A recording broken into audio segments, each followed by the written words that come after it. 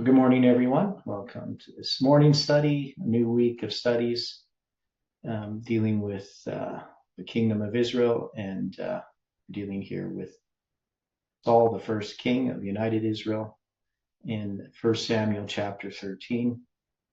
And we've been putting this on a line, so I'm not sure exactly what's going to happen today, how we're going to deal with this. But before we begin the study, let's have a word of prayer.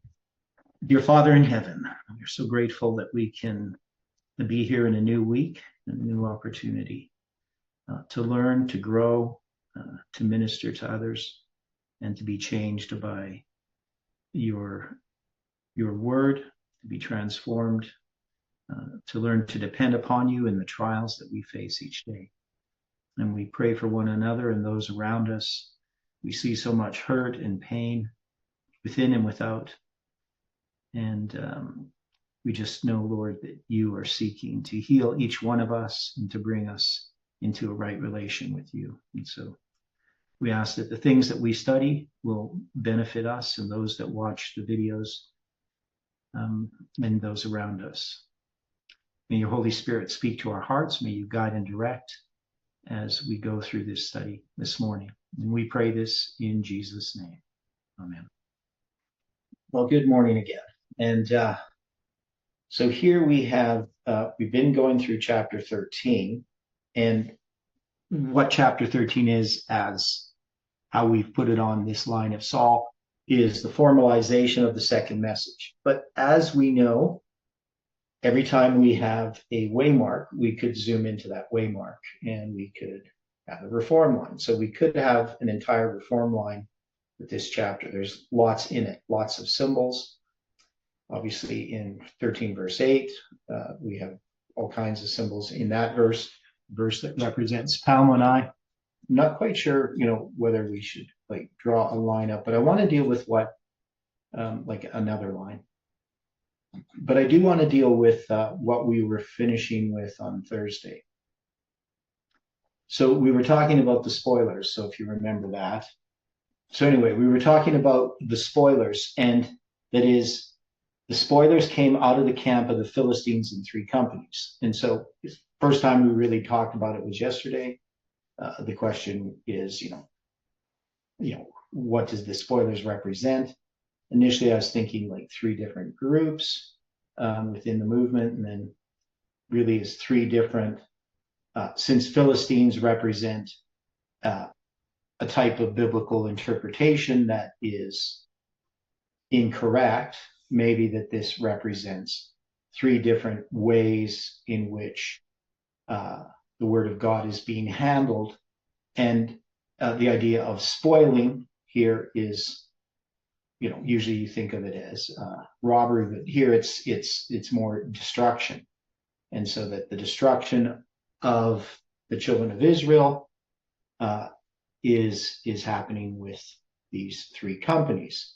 So we had looked at a map, and in that map, we could see that these spoilers are not going to fight Saul in Gibeah because they're in Michmash, but they're going to spread out basically north, east, and west of Michmash to do this spoiling, right?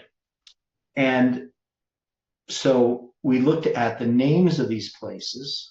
Now the one company turned unto the way that leadeth to Ophrah, unto the land of Shual, right? So Shual, does people remember what that was? That represents? Anybody remembers? It's going to be foxes, right? That's going to be, and so the road that leads to Ophrah is going to lead them to Shual, Jackal, I guess it is. Here they have it as Jackal. And so we got in Strong's, I think they have foxes. I can't remember. I thought we had it as foxes, but is that correct? Jackal. Because we're going to have the other one that's Zeboim. That's going to be a hyena. So, but I think we had someplace that this here. Well, maybe I'm going to just This is jackal here. Let's just do that. And the significance there, of course, is we had this. So it's in. So it comes from 67776. That's the word. Foxes. So Okay. yeah. Your point as far as foxes Mm-hmm. would seem to be coming from Jensenius's Hebrew Chaldean lexicon, because Okay. he's using that coming from Song of Solomon, from Lamentations, from Ezekiel 13:4, and Nehemiah 3:35. Okay. Yeah. So when we look up, and Samson went and caught 300 foxes. So that's the number 7776. It's basically the same word. So for some reason, in Strong's Concordance, he has the same word with two different Hebrew numbers. Now, Strong's was not a Hebrew scholar, right? So when he did his numbers, he does some funny things in his dictionary to connect to the Hebrew words, which doesn't always make sense. But sometimes he has like two different, different numbers for the same word that are quite far apart. We saw that, which became a symbol when we were studying Judges. But yeah, so normally it's going to be translated to 7776 as foxes. Now, of course, Shual is maybe the reason he's giving it another number is just because it's the name of a place or a land rather than, I think that's what he's doing here, rather than, referring to the animal itself. But so Brown Driver's Brink says jackal. Now, I pointed this out before. Nomenclature is a really difficult thing because we have that, especially things like musical instruments, because you've got these names that get passed on, and it can actually represent different instruments just because it's how it is. And we see this with animals all the time too. So the standardizations of names of things, naming things, it's hard to know what's particularly referred to. But we tend to take the position that these are foxes. So I wouldn't use jackal, even though Brown Driver's Briggs has jackal, just because foxes makes more sense in 7776. And there's just more support for the idea that it's foxes rather than jackal, which are quite different instruments, right? Or instruments, animals, not instruments at all. I've never played a fox before. I didn't get fox lessons, fox playing lessons. But anyway, so we look at this idea. Now, the thing that's interesting too is we look at the word land, notice the 776, and Shaul, if we just had the other definition, 7776, it's kind of interesting. And we've noticed the word land before, that it's one short of 777. Now here, of course, we have the land of Shaul rather than just the fox itself. So it's kind of interesting there. There's something with that 7777 number that's significant. We also see that there's three companies, so three becomes the symbol, or three heads. Companies is 7218, Rosh, or Rashim here in this case because it's plural. And then we're going to have this one company that's going to take the way. Now the word way is 1870. So again, you have the symbol for July 18, that leadeth to Oprah, right? So that means a female fawn, right? Unto the land of the foxes, right? For the land of the fox. So what would be the significance here if we're going to take this and we look at the symbols, the 777, and a fox usually considered to be a clever animal, that these spoilers are using numbers or chronology in a way that's destructive to the message, right? So these would be the time setters. And then we have the company that turneth the way of Beth Horon. So that's the house of hollowness. And I'm say that this would relate to things like gossip and so forth. At least that's the way that I interpreted it. I don't know what other people think. And another company turneth the way of the border that looketh into the valley of Zeboim toward the wilderness. So we were sort of dealing with this here. So hyenas, and we dealt with the idea of their laugh, the mocking of the hyena. Right. So could this represent the different sort of attacks on the message after July 18th? Is that how we would look at it? You've had a few days to think about it. What do you think? Is this a good way of looking at this, the spoilers? That could work. Okay, and just to again look at the map, right? So we can see there we got Saul's forces are gathered. Well, at what says here at Michmash, Jonathan captures the Philistine garrison at Geba. Right, the Philistines begin to assemble massive forces at Michmash, leading Saul to retreat to Gilgal to muster more of Israel's forces. And then we have many Israelites hide in fear from the Philistines, and some flee across the Jordan to Gad and Gilead. Saul grows desperate, waiting for Samuel to arrive to offer the sacrifice, so he offers the sacrifice himself. Then he and his forces rejoin Jonathan's forces at Geba. Now, so we just said that here, how we are going to address this, I'm not certain. I'm not certain exactly where we place it. Like, is this like after July 18th or before July 18th? I mean, we're taking that Saul, his, rash sacrifice, or whatever you want to call it, his what's the word? Or his sacrifice, his unlawful sacrifice, that's the word I was looking for. That this would connect to how he dealt with time setting, that we set dates. So if we're going to say that this is, now he's going to go to Gilgal to do this. So, if we're going to say that, well, the Philistines, they send out these spoilers, this is going to be before Saul does the unlawful sacrifice, right? So how does this line up? Or is it after? Well, I guess he does the unlawful sacrifice first, right? Yes. And then we have the spoilers. Okay, so that makes sense. I was getting mixed up. Right. And then we're going to have this this idea that the Philistines, they are the ones that are going to sharpen the instruments.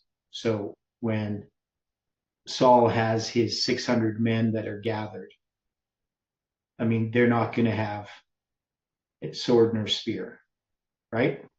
Is that the idea? So we have, people are scared of the Philistines. They're going to flee. We're saying that the Philistines are a methodology. There's going to be the spoilers. This could represent different approaches to dealing with the disappointment, maybe. Any further thoughts on that? And I'm not sure like how we would draw this on the line. Any thoughts or ideas on how we can deal with this? Or is everybody just still thinking? You could think out loud if you wanted to. So when we look at this, okay, let's go through this again, because you guys need to help me here. So this is in the second year of Saul's reign. So the two can represent the second angel's message, right? We originally have these 3,000 men, which Saul is going to get 2,000 of them and Jonathan 1,000. And the way that we looked at this, if it's correct or not, we have to decide. But the Jonathan represents a message that was given to counter what Parminder was doing, right? So it was given by Jonathan, represents the gift of Jehovah. My name's Theodore, the gift of God. So there's some parallel there with the names. Two of my sons have the name Jonathan. One is his first name, another one has it as middle name. The other son's Matthew, which also means the same thing. So we have this name. this representing a message. So Jonathan would represent what happened, let's say 2018 to 2019, where we have an attack against Parminder's message or methodology, with a true use of chronology to arrive at dates. And God uses this to counter this time setting. So there's correct things about what we did with the time, but then when we started looking at the dates, it seemed that, July 18th, all of the dates were on a line of failed predictions. Now, we also take the position that the instructions given by Samuel represent a message that's connected with Millerite history, the repeat of Millerite history, and the spirit of prophecy, all of the counsel that we have. And so Samuel is going to give a prophecy in chapter 10 that Saul is going to go to Gilgal and he has to wait there 7 days. And we take the position that that's fulfilled in chapter 13. So when Jonathan smites the garrison of the Philistines, Saul is going to blow a trumpet throughout the land saying, "Let the Hebrews hear." Right. So Saul is sort of taking this as, he's sort of taking the credit for what's happening. This is this opportunity. And so he's going to rally the people here to fight against the Philistines. But the Philistines gather themselves together to fight with Israel, 30,000 chariots, 6,000 horsemen, and the people as the sand which is on the seashore in multitude, and they came up and pitched in Michmash, eastward from Bethaven. So now what does it mean eastward from Bethaven? What does that mean, like as far as a description? Does it just mean that Michmash is east of Bethaven, or that because if we look on that map, we're going to have Bethaven is sort of north. Why don't you bring the map up? Yeah, I'm going to here. It's kind of to the northwest. So I think they just mean that it's east of Michmash is east of Bethaven. But they're going to mention Bethaven here. I'm not particularly sure why. And Bethaven being a house of vanity. So we're just going to take it here as a symbol. Now they have a question mark there. Is that where Bethaven is exactly in Bethel? But not really sure. Question marks. It's probably their best guess. But that means Michmash is eastward of Bethaven. Or are they, like right at Michmash? Are they a bit north of it? I don't know. Because they could have just said they came up and pitched in Michmash, right? But they're going to add eastward from Bethaven. So is there a symbol in this eastward from Bethaven that we should pay attention to? Well, east is associated with the rising of the sun. Okay. Also with Islam. As in an east wind. Yeah. And Bethaven means house of what? House of vanity. Such as sun worship. Could be. I mean, I wouldn't put that there. But I don't know. But that's where they're going to pitch their tent. So if this is representing Parminder's movement in connection with November 9th, is that what we would do with this? Or is this more with the aftermath of Parminder's movement? Like, where would we place this exactly? Is this just like the methodology, I would think, is more what it is that we have left over from Parminder? So then we have to say, okay, if this is some kind of methodology attacking the movement, like exactly how is it doing that? And it's going to send out the spoilers, right? So instead of, it's going to have this army coming against FFA.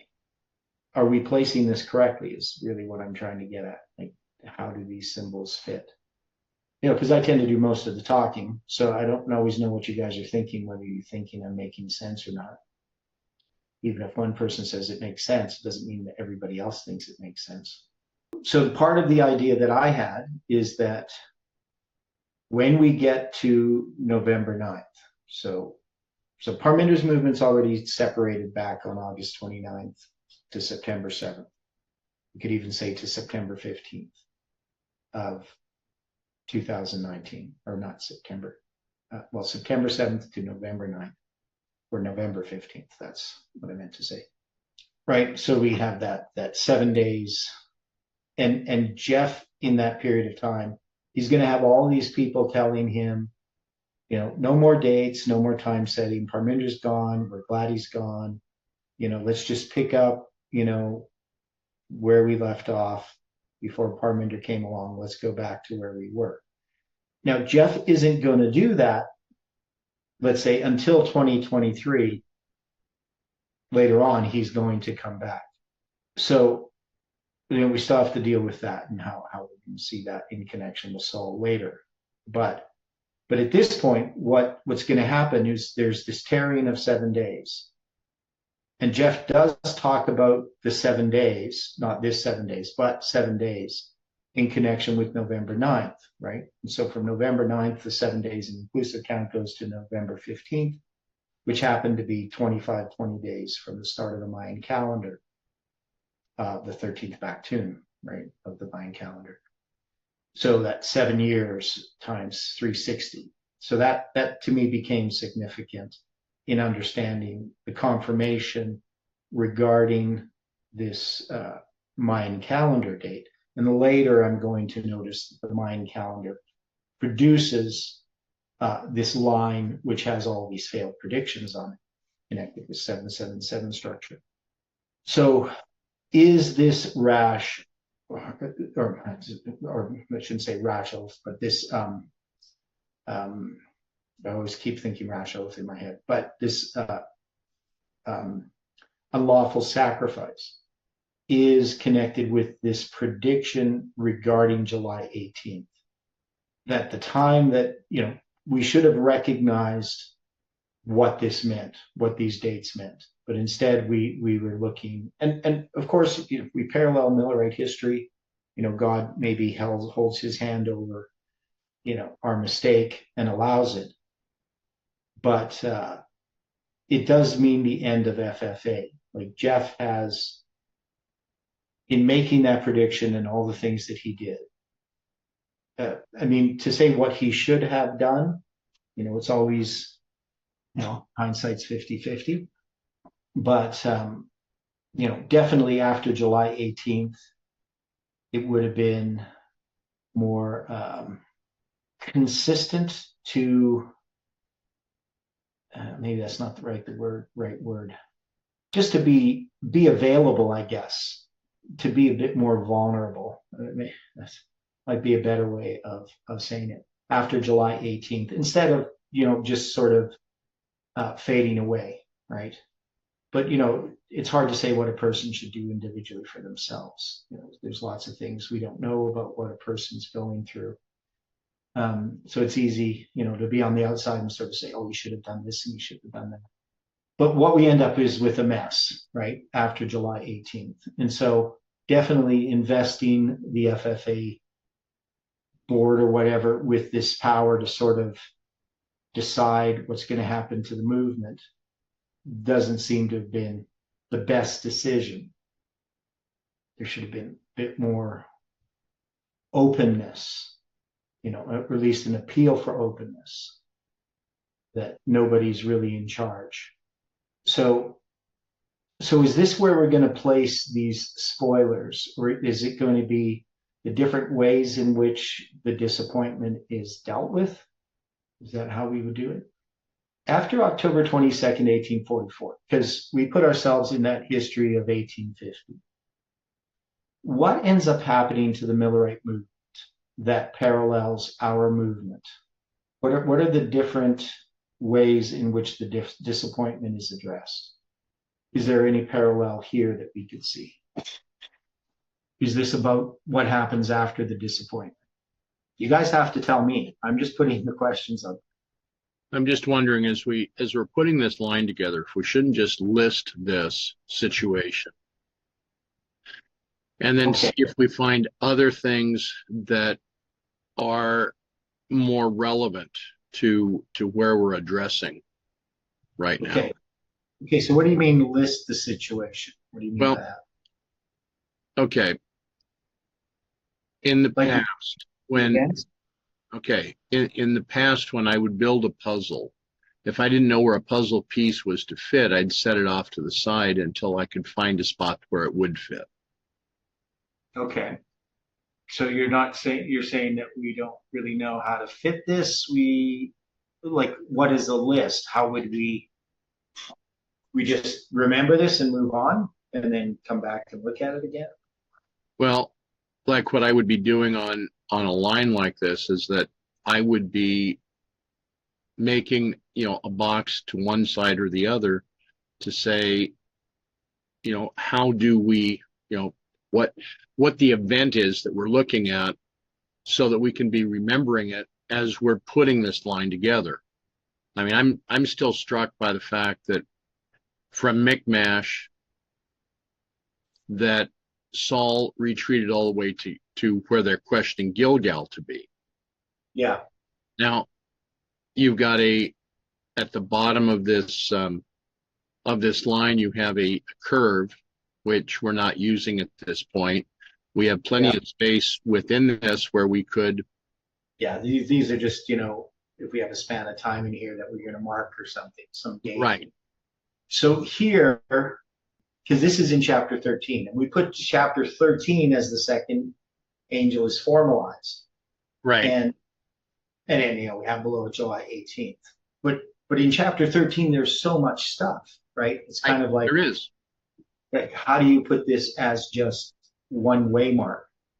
Because it comprises this whole history. It's all there. I mean, we have everything from, the Jonathan, and then we have the unlawful sacrifice. If we were just to take chapter 13 and place chapter 13 on a line. Yeah.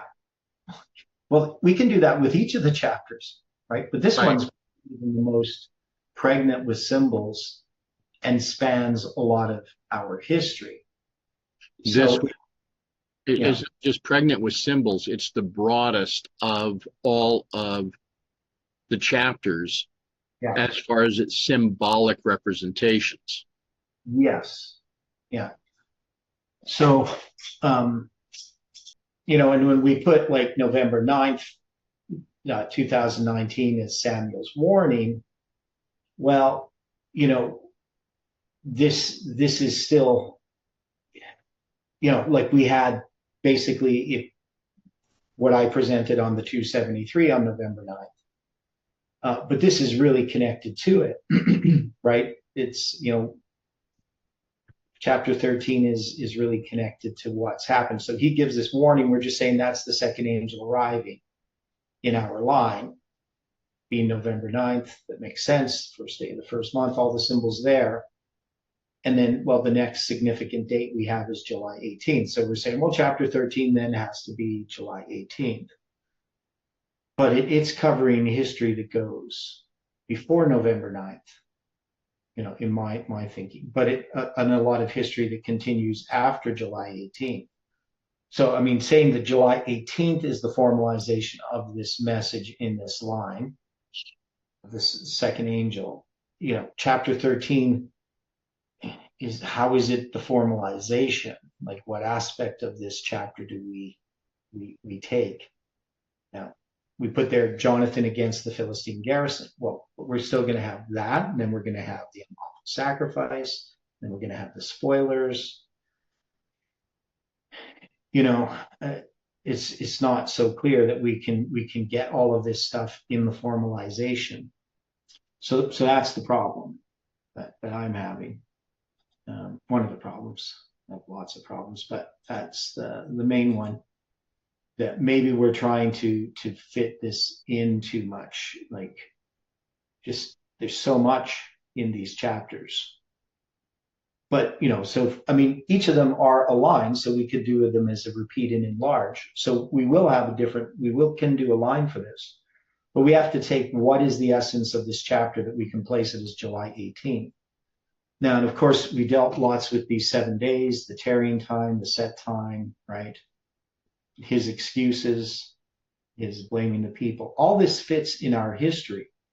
But yeah, it covers a great deal of time. But can we summarize this as this is all connected to the July 18, 2020 prediction as a formalization of the message?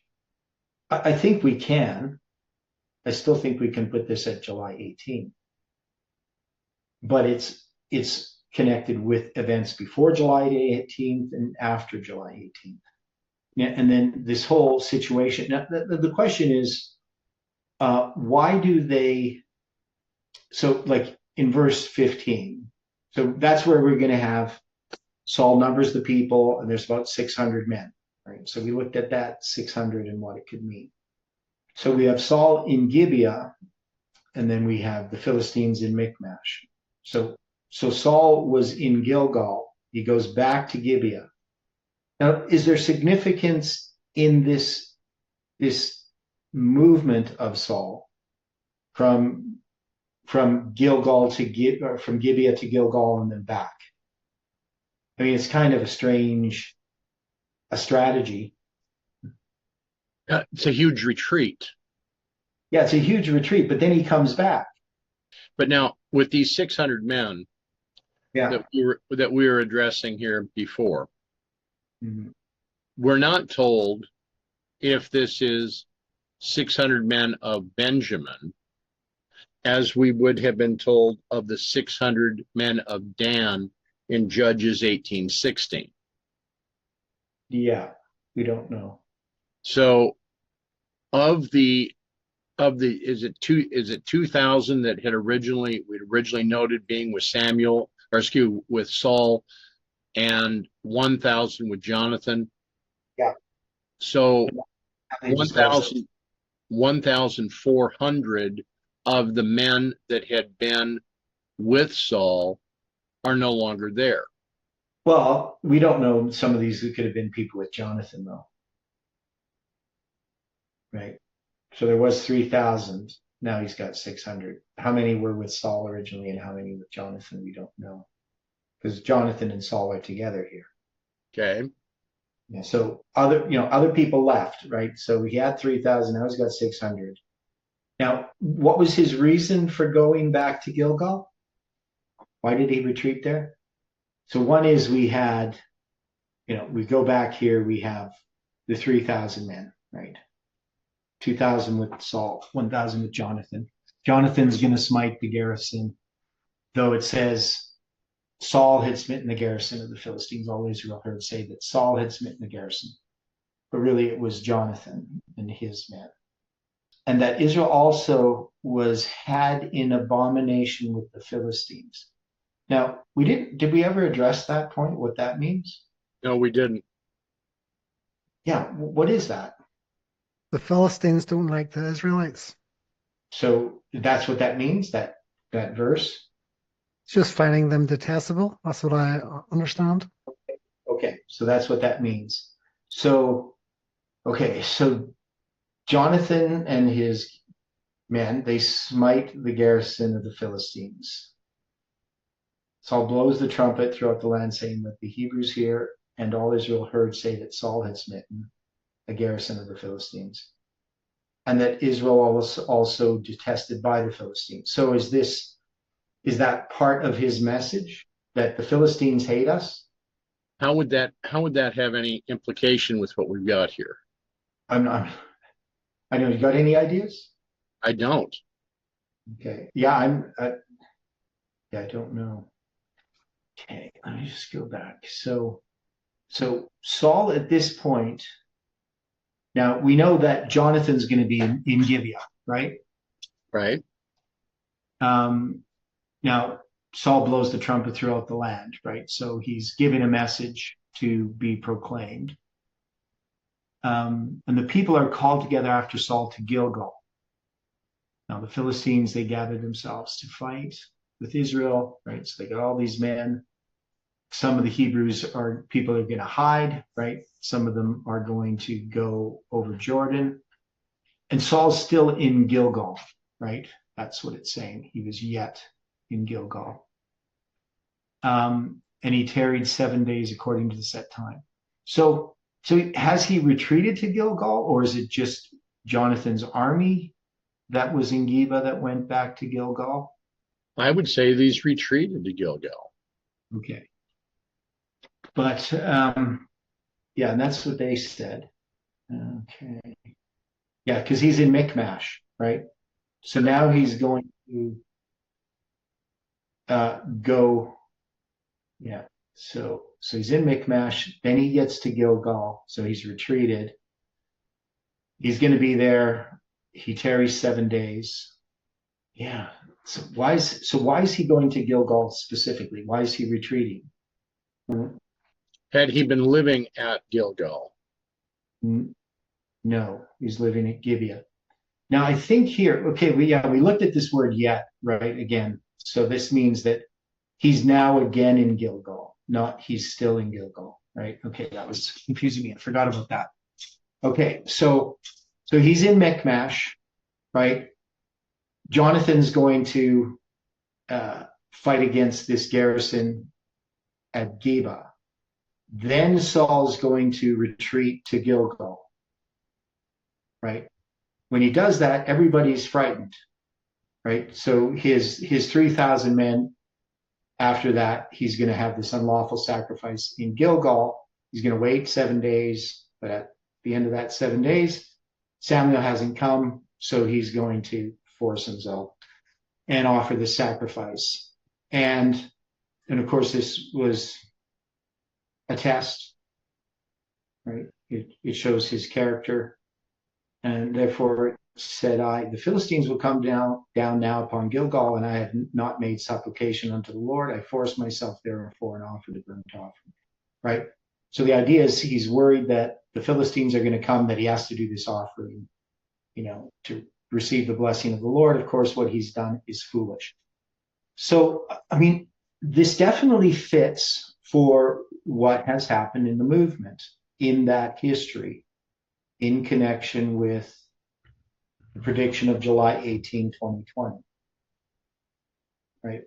Just how we're going to fit these details in, even gathering themselves together. You get 622 is the Hebrew number, right? So we know that represents FFA. Wait, where is it? Oh, here it is, 622.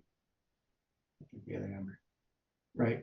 So June 22nd, that symbol that Jeff had for FFA. So he's in Gilgal, and Geba, and Michmash. So he's in Michmash, he goes to Gilgal, and then he's going to go. So we have all of these Philistines now in Michmash. Now they had a garrison in Geba. Is that where, so that's where they're going to go again. Did they capture that garrison then? Is that what happened? I know it's a lot of details. Now you say put this on a list. Like, do we write this out? This just like a summary points of the different things that happen and the different symbols? I would think so. I'm terrible at writing things down. Because there's a lot here. I mean, we could just, take a blank document and start writing these things down, I guess. Or do we put them on a line in PowerPoint or something? Do we draw out the line of chapter 13? Maybe that's what we do. That might be the best idea. Okay. So let me see here. What would we call this line? Well, if we just start out with it as being chapter 13, we could always rename it later. Yeah. Yeah, that's a simple way of doing it. Okay, so we got this line of, and I'm just gonna, so this is obviously, I copied one of the other documents. I'm not writing over the same thing. Okay, so what's the darkness first? Maybe we'll just leave that for now. I'll get rid of this. Okay, so we're going to have chapter 13. It's going to be the second year of Saul, right? So is there something that would be a first angel arriving? You know, Saul reigned 1 year, and when he had reigned 2 years over Israel. So how would we start this line? What would we do? Well, I guess we could just say here, you got, does that make any sense? Okay. So we have 2,000 that are in Michmash and Mount Bethel, right? Isn't that the way the verse reads? Yeah. Yeah. So 2,000 with Saul, Mount and in Mount Bethel. Yeah. And 1,000 were with Jonathan in Gibeah. So you got Okay. Michmash and Bethel. Okay, for Okay. just a second, bring that map back up. Yeah, I was just doing that here. So we have a question mark on Bethel, but we don't know if that is Mount Bethel. Yeah. So you can see that that's being listed is showing Michmash to the southeast from Bethel. Yeah. And Bethel and Beth Haven are both close to each other on this map. Okay. And then you have 1,000 with Jonathan in Gibeah of Benjamin. Yeah. Yeah. Or Geba, same thing. So, but yeah. So in the hill area. Well, Yeah. the Geba was where the Philistines group was attacked by Jonathan, wasn't it? Yeah. So you got Gibeah and Geba. They're kind of like they're related. They both mean the hill, right? So why they're next to each other, they're near each other, they're part of sort of the same area, I guess.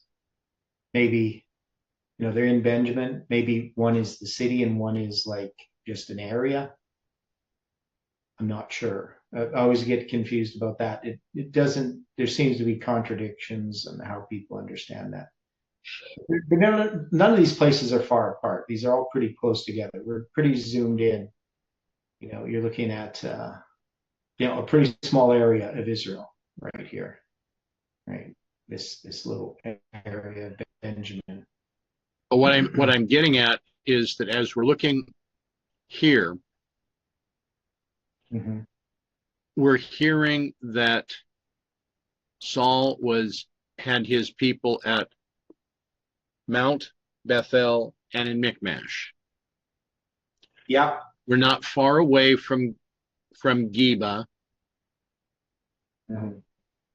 Yet it is Jonathan coming up from Gibeah that makes the attack on Geba. And if they placed Ramah correctly, then Jonathan has to pass by where Samuel has his home. Yeah. So Jonathan's making this attack. Yeah. Jonathan, by faith, goes forward. Saul, in his wisdom, retreats. You're using that in irony, right? Well, you have to. Okay. So now we understand this to be FFA and then the message. Well, definitely Jeff does retreat. But that retreat, if I look at this retreat, so part of the problem that I have here is this fits so well with what happened with, from 2018 onward. Right. Now we already had, so we're trying to create this line of Saul.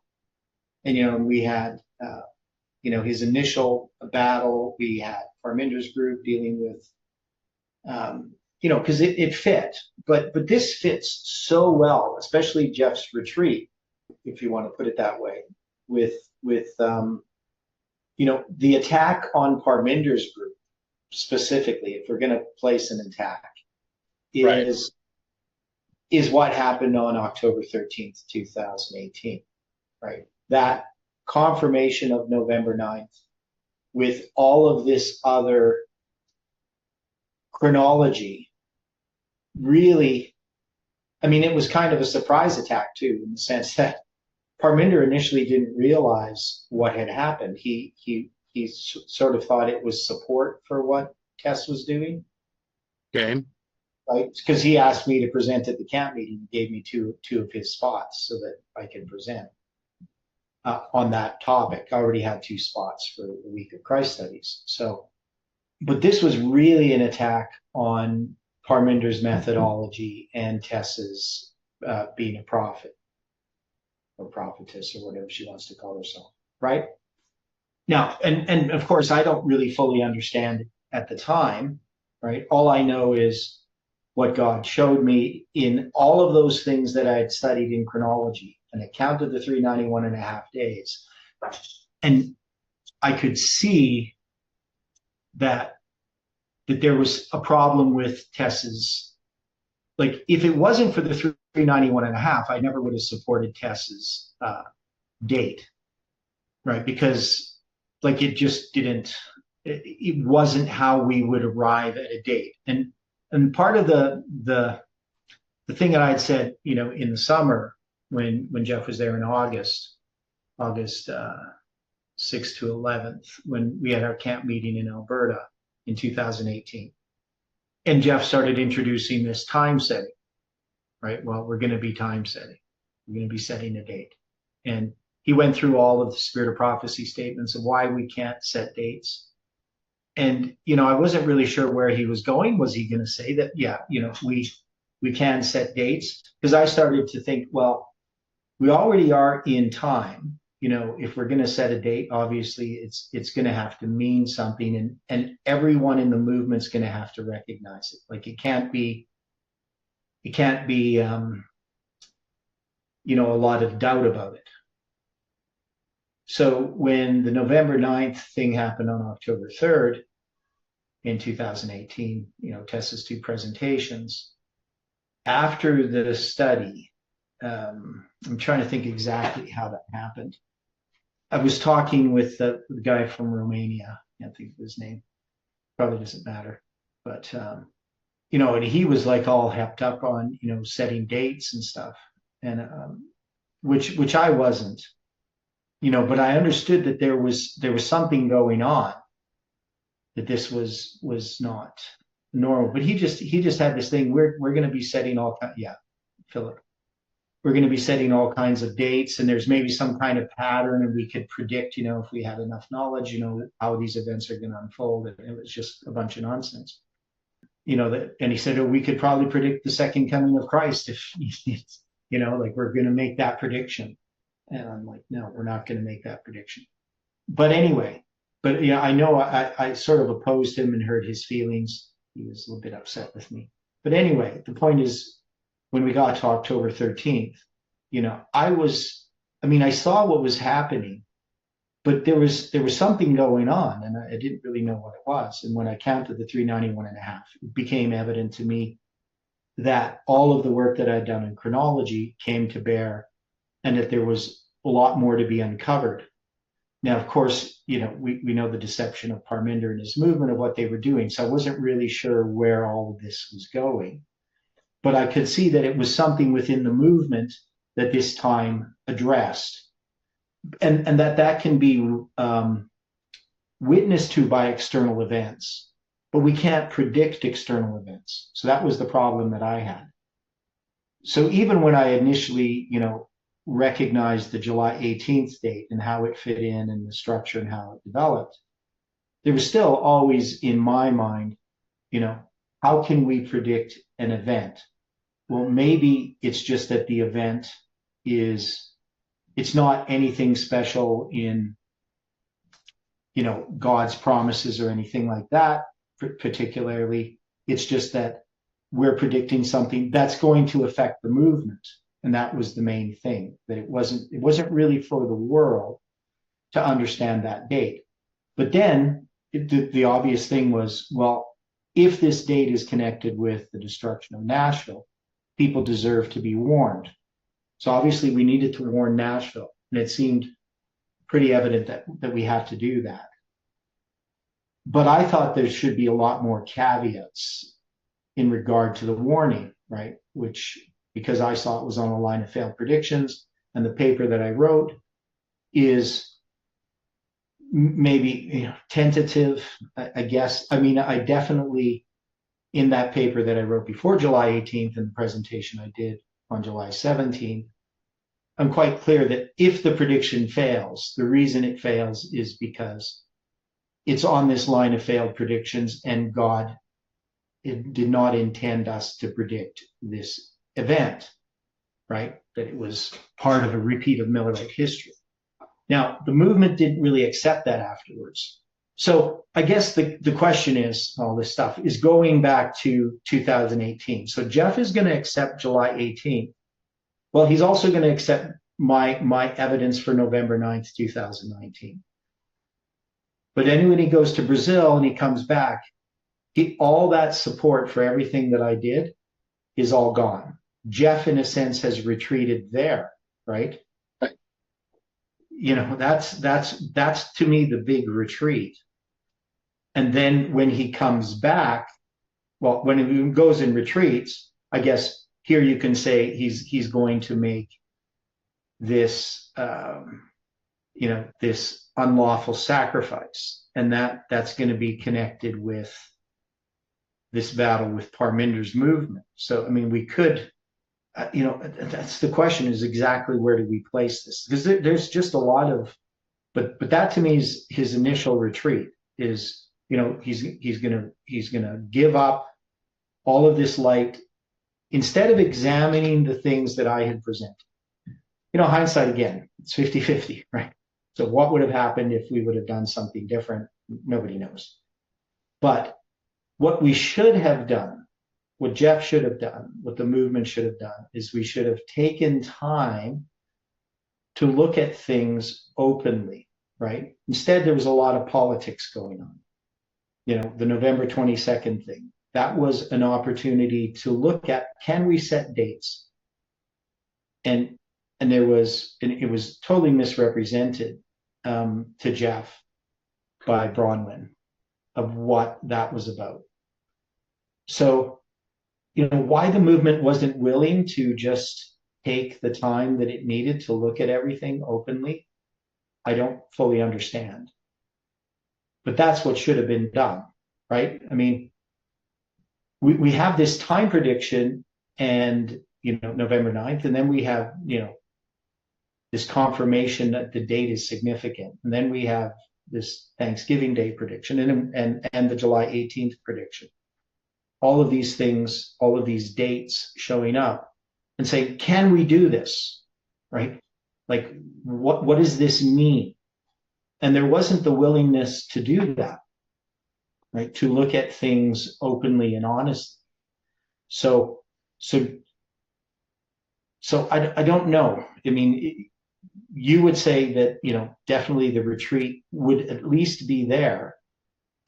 So if we're going to say that this is the retreat, so Jeff is going to basically bow out. He's going to retire, right? So to speak, right? Okay, so in other words, Jeff retiring gets represented by Saul's retreat. Parminder and Tess are representative of the Philistines. Okay. And then you've got, as this map is showing, different raiding parties, whether they're, Tess being a prophetess, Parminder's way of teaching being acknowledged, or the manner of teaching by others being acknowledged. So do you then represent Jonathan in this? Well, yeah. I mean, not me as a person, but definitely what was being taught in connection with biblical chronology. Okay. Because that's the attack. I mean, to me, there was nothing personal about me. It's just that when I'm there on October 13th, I had done all this work on chronology for years. And everything just fell into place. It's like all of this stuff that I had done, which was, rather esoteric and, and an interest to me. People didn't particularly seem to understand it all. But all of a sudden, all of everything that I had ever presented in the movement, every study that I had done, all came to bear, all came to explode with information in regard to the dates and the time that we were in, right? So, yeah, so in that sense, Jonathan would represent that work. So Jonathan makes this attack on the Philistine garrison. Now, the Philistine garrison that's where they go to get their weapons sharpened, right? Right. Okay. Now it's going to mention that later, which was, why we ended up going back here, because I really wanted to understand why is it mentioned at that time when he has these 600 men and they have no weapons, right? Because they were dependent upon the Philistines to sharpen their weapons. So to try to understand, what those 600 men are. And we're still saying that the Philistines, to a large degree, represent these different methodologies, or the methodology that Parminder introduced. But if there's going to be these three different spoilers that go out from the garrison, or that go out from Michmash, what particularly are these spoilers? So is it that they're, because we have the first one, which was, the foxes. Maybe that has something to do with, let me see, where were we here? Right. So the one company turned unto the way that leadeth over unto the land of Sheol. I'm sorry, Yeah. what does a spoiler do? Just destroy stuff. Well, also, he takes it for a spoiler, don't he? Well, yeah, that's the way that I looked at it. But this word isn't really like that. This is more just destruction. Yeah. But does 1 Samuel 10:5 play into this at all? After that, thou shalt come to the hill of God, where is the garrison of the Philistines, and it shall come to pass, when thou art come thither to the city, that thou shalt meet a company of prophets coming down from the high place with a psaltery, a tabret, a pipe, and a harp, and before them they shall prophesy. Okay, so can you explain how this applies? The hill of God. Isn't that the meaning of Gibeah? Yeah, this is just, that's Gibeah. Yeah, the hill of God is just, yeah. So when he comes to Gibeah, where is the garrison of the Philistines? That's where the garrison is. Okay, so what do you want? Well, the question I'm asking, we have now Jonathan being at Gibeah. We have the garrison of the Philistines going up to Geba, and Jonathan coming from Gibeah attacks Geba. Well, the garrison is, it's at Geba, so it's near Gibeah. Well, the thing here, so this is a prophecy. Right. And we're saying prophecies are going to refer to stuff later on. Right. Even though he's going to have it fulfilled there, it has a symbolic. Now, this is the 10th day of the 5th month, which is the first date that I'm going to have that's going to give me July 18, 2020, before I have the 26th day of the 4th month. That is, I'm going to use the prophecy of Ezekiel. After we have the November 9th thing, as I'm going through, it's going to be Heidi and I are in Walmart, right? That I'm going through this stuff in my head and I figure out this date, the 10th day of the 5th month, from Ezekiel. And that's the first one where I do this presentation, because it was from a question that was asked on the Thursday morning study, or Thursday evening maybe, by that one family, because they couldn't understand what I was doing with Ezekiel. And in answer to that, I recognized that Ezekiel had, on the 10th day of the 5th month, he had finished lying on his left side. Right? And then that, he's going to have, a year later, he's going to have his vision on the 10th day of the 5th month, his third vision. And that, of course, that's the date for the destruction of the temple in 586 and in 70 AD. So this becomes like really significant. And then later, I think like a week later, then we come with the 26th day of the fourth month that gives us July 18, the Gregorian date. But originally I just had the Julian date, July 18, 2020, being the 10th day of the fifth month in 2020. And then we get the 26th day of the fourth month, which is also July 18th, but on the Gregorian calendar. So in this scenario, Jeff he's going to come to the hill of God, where is the garrison of the Philistines, and he's going to prophesy, right? He's going to join this company of prophets coming down from the high place. So would this represent somehow FFA picking up this July 18, 2020 prediction that's later going to happen again in sort of in that history of chapter 13, that July 18th is still going to be there? Does that make sense? That would seem logical. Yeah, because there is, the thing about it is, let it be when these signs are come unto thee, that thou do as occasion serve thee, for God is with thee, right? So part of the whole thing that happened after July 18th is questioning that God was with us at all, right? Like, we have people in the movement saying God wasn't with us in any of this. Was God with Saul? He was, right? Initially. Could we say that Saul fell away, so God was never with him? I don't think that Saul so much fell away as he chose his own, he chose to rely upon his own intelligence rather than humble himself before God. Yeah, but God had been leading him. God chose him to be the king. Correct. Right. So, my whole argument was after July 18th is, well, God was still leading us. We can't judge this situation based upon our own failures. God gave us all of this information for a reason, right?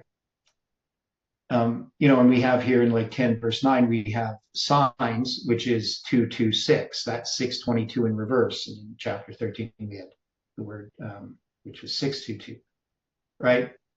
So we have symbols. Yeah, somebody said something. Yeah, I did. I was going to ask, why did they put spoilers in there when they know it's Philistines? They got spoilers, right? And then it says of the Philistines. So the Philistines sent out 3 companies of spoilers. That is, they sent out raiding parties to go and do destruction. Right? But the spoilers are Philistines, right? Yeah. Okay. Yeah. And we're still saying that Philistines don't really represent, people. They represent an ideology that the movement is battling against. Okay. So, this is going to take us some time to sort through all of this, like especially to deal with, they're going to first defeat the Ammonites, and then you're going to have this situation here where the Philistines come in the second year of Saul. And, so this is, if we look at the first year is the first angel's message, the second year is the second angel's message, is how I was looking at it in our lines, right? So to put this, this all on a line in the line of Saul. But, so this is still here, everything that's happening to Saul here, these prophecies, they have their sort of literal fulfillment, but they're also going to have a spiritual fulfillment later on in his failure to obey God. So this idea that he's going to have this spirit of God come upon him and that he's going to prophesy. I mean, that's true of this movement, right? and that prophesying, it's from God. Correct. Okay. And and let it be when these signs are come unto thee, that thou do as occasion serve thee, for God is with thee. And so we're saying God was with us in spite of the fact that we had a failed prediction, because he gave us this information to correct us. Just as he's giving these prophecies to Saul to illustrate something, right? That should, this illustration of the correction that should happen, right? So he's going to have all of these things fulfilled, right? So, right. So it's going to have all of these things. God is with thee. And thou shalt go down before me to Gilgal, and behold, I will come unto thee to offer burnt offerings, to sacrifice sacrifices of peace offerings. 7 days shalt thou tarry till I come to thee to show thee what thou shalt do. And we're saying that is representing this test that FFA then goes through, right? So God is going to lead this movement, lead FFA, lead Saul, lead Jeff, and there is going to be these signs that we're being led by God. But there is this test here at the end, right? And that test, we're going to fail, right? FFA fails that test during this tarrying time of 7 days, which is this period of time. I take it as the period of time from November 9th, 2019 to December 25th, 2021. 7 days represents that test. And it's a threefold test, right? Those 3 days. Now, what we're going to have is Jeff at the beginning of that date, November 9th. And I take it that in November 9th, that Jeff officially, following November 9th at least, officially adopts July 18, 2020, right? That is, there's a lot of counsel coming to him up to November 9th. People saying, no more time setting, Jeff. You gotta, not follow Theodore. He's a deceiver. Don't do his July 18th date. It's all a bunch of nonsense and all that kind of stuff, right? But Jeff is just going to pick up the July 18th date. So these prophecies here in chapter 10 are pointing forward to those events that he's going to prophesy. But also he's going to be tested, right? And we know that it was so that when he turned his back to go from Samuel, God gave him another heart, and all these signs came to pass that day. So these things are going to be fulfilled, that this movement was of God, right? He's going to join this company of prophets, right? He's going to prophesy. And we have the saying, this proverb, is Saul also among the prophets? So this is pointing forward to the fact that FFA is going to set time. He does, it's not understood that all this stuff that we're doing is going to lead to July 18th. Now, the thing that Jeff said was everything that he had studied, everything that he had done, all of the work that he had done pointed to July 18, 2020. Now, this is a real problem for Jeff presently, because July 18th wasn't just the product of things that happened from 2013 onward. July 18th was the result of everything up to 2013. That is, everything that Jeff had studied led to July 18th. The problem was not recognizing its significance in correcting us, right? These prophecies of Samuel's are meant to do what? Why is Samuel giving these prophecies to Saul? To correct him, ain't it? Well, first to show that God is with him, because Saul is doubtful that God is really going to do this, okay? So he's got these 3 signs that are going to confirm that God is with him. But there's the 4th one, which is that he's going to tarry in Gilgal 7 days, and he has to wait there for 7 days, and Samuel will come to him at the end of the 7 days. right? Yep. Right. So- So he was testing him, in other words. Yeah. Yeah. So one is God is with you, and you need to trust that God is with you and that it's not about you. The real problem with the movement, the real problem that I think that we all have as people. So, not to say the movement is any different, but we question whether God was leading us or not. And partly it's because we're embarrassed that we were wrong, right? We were not able to have the patience to trust that God had led us. We took everything into our own hands. We took the responsibility as if it was us, right? In a certain sense, but blaming other people, right? So, human wisdom, human reasoning, not consulting God, not being humbled, not taking the time to evaluate things honestly, suspicion, gossip, rumors, all of these types of things should have been corrected if we had followed what the counsel given in the Bible in the spirit of prophecy. We wouldn't have had the situation we had after July 18th. The movement could have been united on the fact that, we could have had the upper room experience there.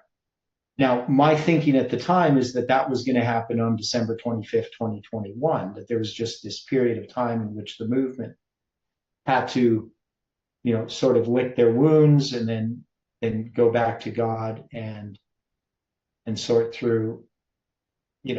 I made mistakes, I think, in how I dealt with the situation, because I was impatient when it came to people, the Canadian group, especially for me personally, their inability to listen to anything that I had to say. That really, I guess, annoyed. It was maybe probably the closest. It disappointed me. It definitely, I had no power over what was happening, and that was frustrating because, you care about all these people. So I think that somehow we have to fit this. We have to go back and reevaluate how we're looking at this line. But I think we're on the right track. It's just that there's, maybe it's not as simple as just taking each chapter is one way mark. I don't know. What do you think? At least we're getting some progress. Yes, agreed. Slow. Okay. But yeah, I think we're getting somewhere. So any final thoughts before we close with prayer? I'm just finding it very interesting when we're looking at this with what you have up on the screen. Is this with Beth Haven pointing out, since the Hebrew number is 1007, is this pointing out the 10th day of the 7th month and then the additional King James occurrences on Beth Haven, also giving reference again to the 777 that we've been looking at as well? Yeah.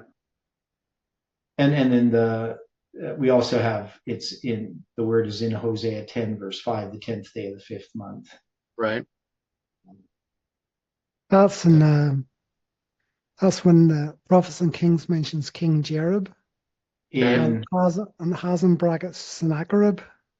We talked about that before, remember? Okay. Where? What are you talking about? You mentioned Hosea 10:5. Okay. Talks about the calves of Beth Haven. Yeah. So that would be the two calves down in Bethel. Okay. Would it? I would take it. I don't know. We'd have to look at that. Yeah, we need to look at Beth Haven a bit more. But anyway, we'll come back to this tomorrow and see how far we get this week. Okay, thanks. Let's close with prayer. Dear Father in heaven, thank you for the time here this morning again. And we ask, Lord, that we can continue to study these things, contemplate them. And we pray again for one another. May your angels watch over each of us, guide and direct us in all that we do, that we may represent you to others. continue to be with us in our studies this week. And we ask this in Jesus' name. Amen.